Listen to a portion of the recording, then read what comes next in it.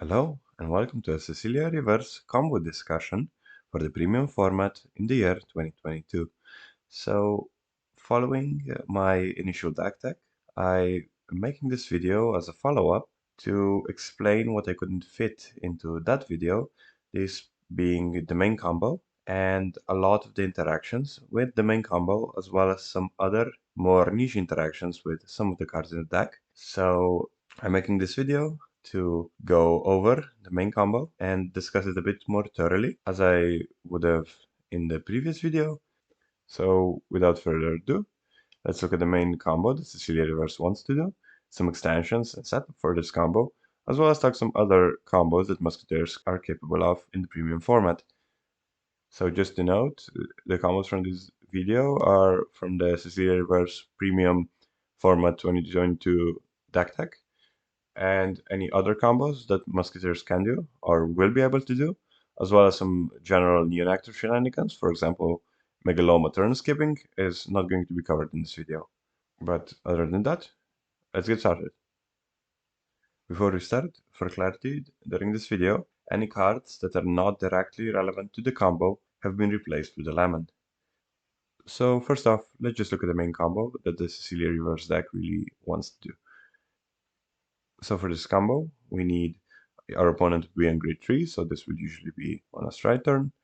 Then we need 3 Counterblast, a Cecilia Reverse that was called from deck this turn, a Rotting Gizzard Dragon in the drop zone, and 4 of any other unit. We can start our combo by attacking with our Vanguard and getting 3 drive checks as well as a big Vanguard attack due to stride.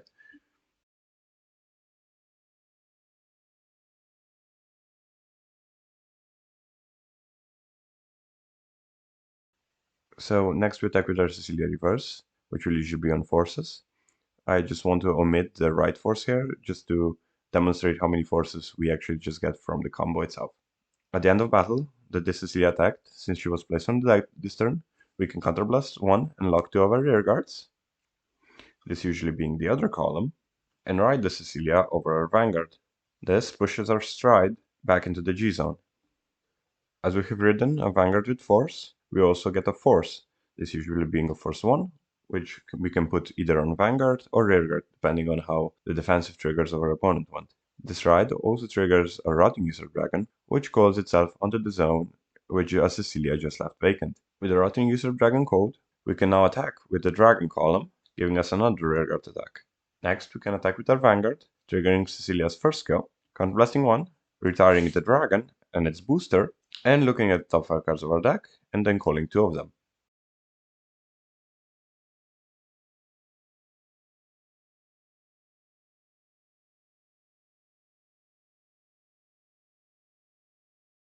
In this search, we want to see another Cecilia and any one other card. As there are no drive check losses, we also get 2 drives from this Cecilia attack.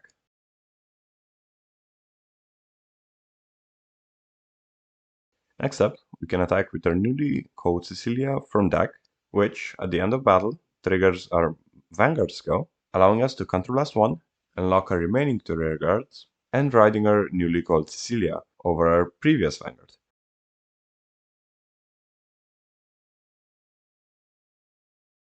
This again gives us another force that we can place, and again triggers a Rotting Gizzard Dragon in the drop zone, which calls itself again on the same circle that another Cecilia just left vacant. This gives us another Vanguard swing without the loss of drives,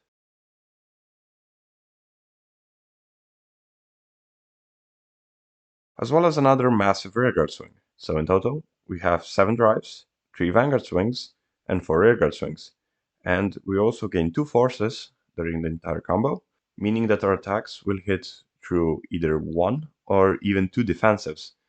So this combo even scales quite a bit and quite fast, meaning our opponent is going to have to guard for 40k, 30k, even 50k attacks really, really fast. Ideally, we want most of our forces to go to our rear guard, since we have most attacks coming from that circle. So before we talk about the extensions of the combo, let's just quickly go over the main way this combo is usually set up and some interactions between the cards that allow it to be a bit more versatile than it initially might seem. As you might expect, our main way to start this combo now is Flower Princess of Compassion Ladislava. So this is the Premium Collection 2022 stride for Neonectar. Primarily, we use her first skill, which reads, act once per turn. We can discard a card from hand, choose up to one of our rare cards, search our deck for two cards with the same grade as that rare card, reveal them, choose up to one of them, and we can put it in our hand, then call the rest to rear guard. So Ladislava is really good for our setup, not only because she does not initially need a counterblast, which was usually the problem with this deck, as it needed 4 counterblast to do the full combo that we just pictured. Now it's only 3 with Ladislava being available, and Ladislava really has a interesting, quite fortunate interaction with one of our other extenders, this being Rotting User Dragon. So since Rotting User Dragon reads, when our grade 3 or greater Vanguard is placed, we can call it to rear. We can use Rotting User Dragon from our hand to pitch for a Ladislava to stride, which puts it into our drop zone. And since Ladislava was placed, this also triggers Rotting User Dragon's effect. And it immediately calls itself back onto the field. So Rotting User Dragon serves not only as a stride fodder for Ladislava, it also immediately then serves as a target for her first go. So if we have a Rotting User Dragon before we stride, we immediately set up a grade 3 search, which usually means that we can search our Cecilia and another dragon, or potentially a grade 3 Heal Guardian. So it really adds a lot of versatility. Then we also have the old Maiden of Sweetberry from G, which reads, act on rearguard on Generation Break 1. We can choose up to one of our units, not named Maiden of Sweetberry, search your deck for a copy of that unit and call it the rearguard, then return this unit to the deck and shuffle the deck. So Maiden of Sweetberry allows us to extend when we're already on a Cecilia Reverse, because the stride keeps its heart. We can immediately, by targeting the grade 1, search up a Maiden of Sweetberry and anything else with Ladislava. Then using the Maiden of Sweetberry, we can target our Vanguard and search up another copy with the same name, this being a Cecilia Reverse. So this gives us a bit of grade 1 toolboxing, which is greatly appreciated for Neonectar. It feels a bit more grand bluey, if I'm being honest. Same applies to the Rotting User Dragon. It really allows Neonectar to have a quick access to Hue Guardians. So all in all, this is a really, really simple combo to set up. We have a lot of options. Usually, due to Ladislava, we just need a grade 3 to immediately set up our combo, since a grade 3 can immediately turn into a dragon and a Cecilia and just give us every combo piece that we might need. The only thing that we need to do is basically put our dragon in a drop zone, which is usually done by just calling over it. As mentioned before, there are multiple extensions to the combo. The first ones being when we don't have enough Counterblast. So we have a few ways to extend our Counterblast mid-battle, but most of them are luck-based and they require Cecilia's first skill on attack to hit something specific, along with another Cecilia that we can then rewrite. This is usually either Elaine or Susanna. In some scenarios, it could also be Root that we have, but we'll cover that in a separate section. So in this example, we did the same thing as we did before. The only thing that changed is we had one less counterblast to use to rewrite the Cecilia for the second time. As mentioned before, most of our extenders rely on them being found by Cecilia Reverse of our first skill. And for example, if we find an Elaine or a Susanna of the top of our deck with a Cecilia, this immediately gives us 2 counterblasts back, which we can then use to rewrite the Cecilia for the second time and continue our combo unhindered.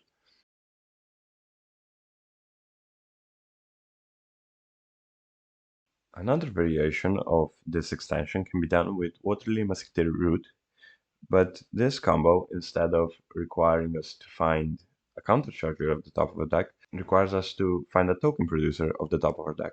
So this is either Sweetberry or Sylvia. As seen in this example, if we have Root and we find a token producer along with the Cecilia, we can first use Root, using her ability to retire herself and countercharge one as one of her units was placed from deck, then use Sylvia's ability or any equivalent token producer to call a token on the circle that Root just left. This gives us 2 units that we can then use to fuel Cecilia's lock cost. So one thing to note is that token units disappear whenever they're locked, which gives us the ability to use them as fodder, as well as preserve the circle they initially occupied. This gives us the ability to basically use up circles, which would usually be locked, and use that to either call more dragons to them, or fill them up with new tokens that we can make, depending on what we can find with Cecilia. So in most games, this interaction is not that impactful, but sometimes it does allow for some really, really niche extensions that I won't cover here as they're really rare. This usually being with Cecilia Reverse reriding and us having an additional Counterblast and 2 dragons, which then we can retire to get another rearguard swing. But what I want to cover, which also gives us additional attacks, is Access Counterblast. So next up, we're just going to quickly cover the use of Access Counterblast in this deck. So let's say, for example, we have 4 Counterblast available. So with Access Counterblast, this gives us the ability to use Ladislava's first skill to search up 2 Cecilias, or 1 Cecilia if we already have one, and something else, and then use her second skill after both of them have attacked to restand them, which gives us 2 additional rearguard swings before we start our main combo. This can be pulled off on last Counterblast, but it's usually risky due to us needing to either hit an extension that we mentioned before. It's a bit niche, but it can happen in this deck when we're on high damage, since we can use a combination of Robertinas and Elaines to completely refill our Counterblast. But it's not a thing that is consistently pulled off, since it usually requires us to rip more Cecilias out of the deck that we want, which also decreases the chance of finding a Cecilia off the top of our deck. So it's usually used as a punisher for an opponent which is not experienced against the deck and really tries to shove us hard. And we can leverage this overextension from our opponent to really, really push them back or even kill them on the backswing.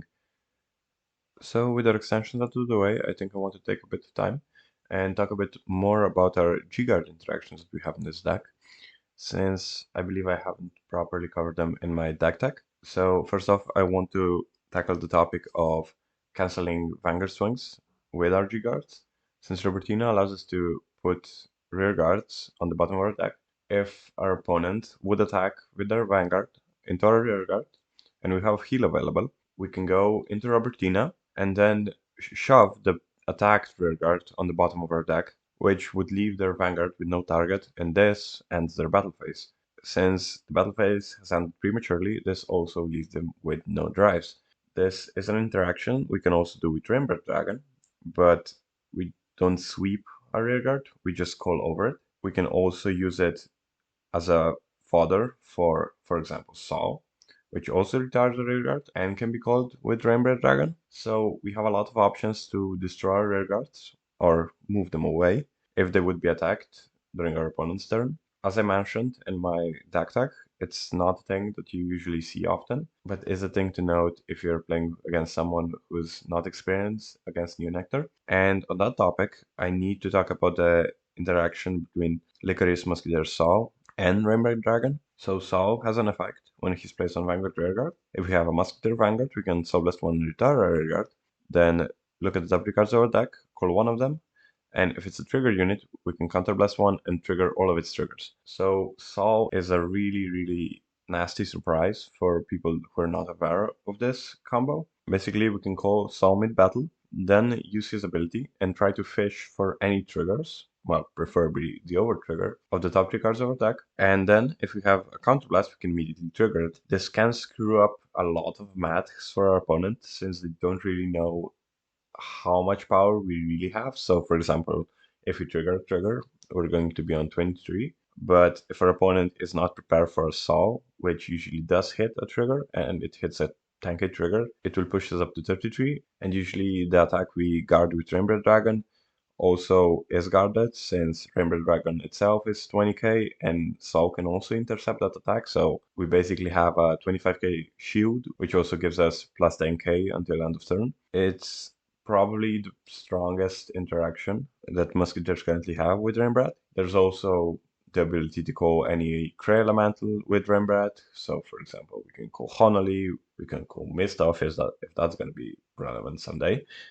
we can call any other tag that we might find useful, really. But currently, I'd say Saul is the best interaction Rainbred has. It's really unexpected. A lot of people are not prepared for Saul during their turn. It can really hurt our opponent, and it really does not use a lot of commitment on our side. It also saves us a lot of shield, of course, if we can find a trigger. The ideal use of this is to find an over trigger of the top of our deck and trigger it during our opponent's turn, but again, it's the over trigger. It's an interaction with Saul, which it really should go. It's not the strongest interaction that over trigger has in premium, but when it happens, it's really, really obnoxious. And the ability with Kiara to then recycle it and potentially do it again is, well, a bit luck reliant, is really just annoying for our opponent and for the game as a whole, I'd say. So yeah, um, just pen over trigger bushy, please. So with this, I think I'm gonna wrap this video up. Thank you for watching, and I might see you again someday.